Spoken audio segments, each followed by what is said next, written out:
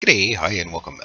This next story kind of makes me think of the Philadelphia experiment a bit here, but looks like all this war gaming that's going on is kind of starting to spill over into the real world. People want to play soldier, that's fine, but at some point it can kind of get dangerous to the civilian population. A lot. This comes from Timeline News, I guess, or Russia Today, I guess. Okay. Anyway, electronic warfare games blamed for jets vanished off radars in Europe.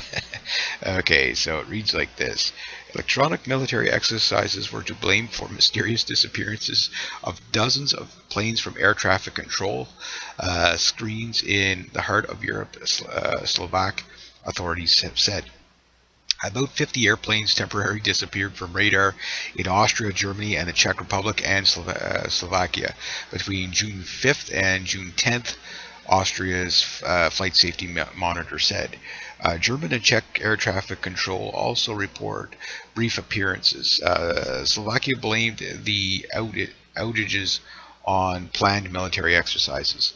The disappearance of the objects on radar screens was connected with the planned military exercises which took place in various parts of Europe, whose goal was to interruption of radio communication frequencies and Slovak Air Traffic Service said in statement.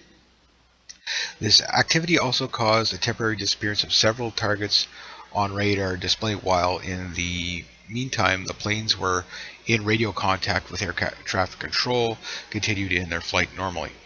Right after the problem with the radars was detected, organizing party was made aware of the exercises were stopped. Slovakia's air traffic service added. Slovakia did not mention military force involved in the exercise, but Austrian media pointed towards NATO, obviously. Austria Daily Courier reported on 7th that the first disappearances problems coincided with the NATO conducting electronic warfare exercises in Hungary.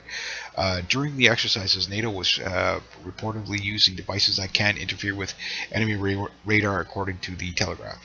German air traffic control stated that it was trying to identify the causes of the outages. Planes disappeared from the screens in a matter of seconds. Here and there, outages were sporadic and not grave. It must have been an external source of disruption, a spokesperson said. Authorities said outages not pose any serious threat. Yeah, it does. Okay, you're coming in on final. Okay, there's overcast, there's clouds. Okay, okay, well, you're in the line. Okay, you're in your 777, you're coming in, and all of a sudden you get broadsided by a 747 because he didn't detect you. Why? Because your radar signal was jammed. It's dangerous. This is the problem with military being able to conduct drills anywhere they want.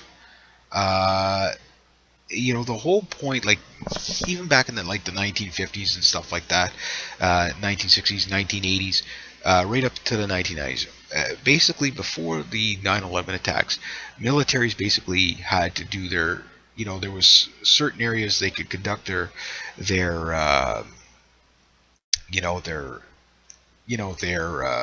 drills, right? And it was usually out of the public eye. Now here in Canada, not even 100 miles from here, they're conducting a drill this weekend, I think in Pembroke or Cornwall, I can't remember. Now there's a base in Cornwall, but still, you know what I mean? They're conducting all these drills, urban warfare drills and all stuff like that. And eventually you're going to have helicopters and stuff crash into civilian populations, because training accidents do happen. We know this, and that's the big problem. Now when you're starting to mess with commercial airliners, then I think it's time to kind of pull back the radar. I mean, the radars are extremely powerful that they use nowadays. A little bit of freaking responsibility is needed here, right? But anyway, I'll leave it at that. So rate, subscribe, share, comment, and like.